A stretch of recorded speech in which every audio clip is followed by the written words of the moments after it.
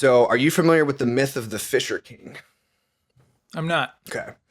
It's an old medieval myth, and I'm just going to walk through it very briefly and then sort of talk about some of like the different psychological pieces. But the goal of this myth is really about like a man finding his sword. That's not the specific language that they use.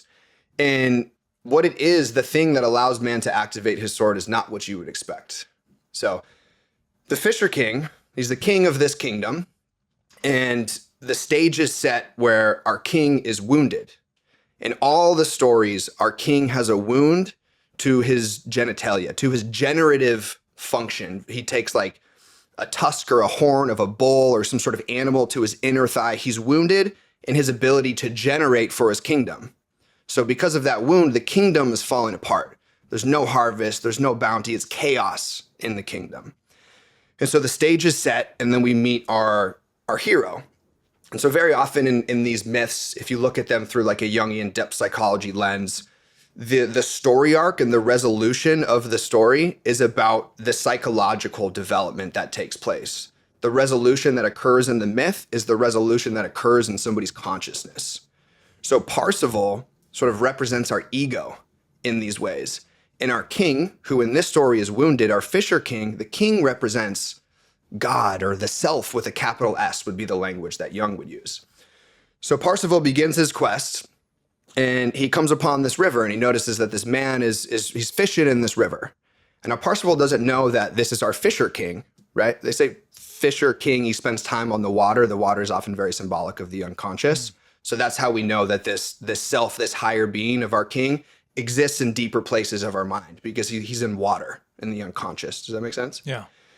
And so Parsifal notices that the Fisher King has this wound, and his instinct is to ask him about his wound.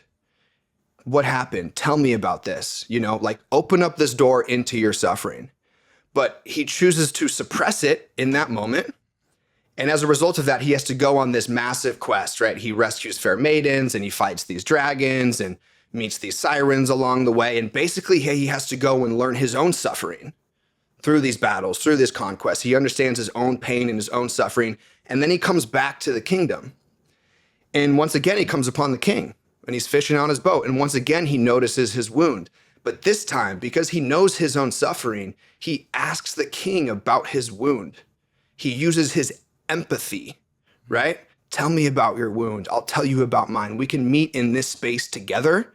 And it is that empathy that heals the king, that heals the kingdom and brings back harvest and bounty to the whole kingdom, right? So this idea of being able to grab your sword and actually generate in your life, generate for your kingdom, generate for your people, the thing that turns it on is empathy. And now there's a paradox here that takes place, right? Because empathy or feeling tone, like that feels more of a feminine energy. So why is it that accessing this feminine energy of empathy is the thing that actually turns on the actualized masculine and allows the king to reclaim positive dominion over his kingdom?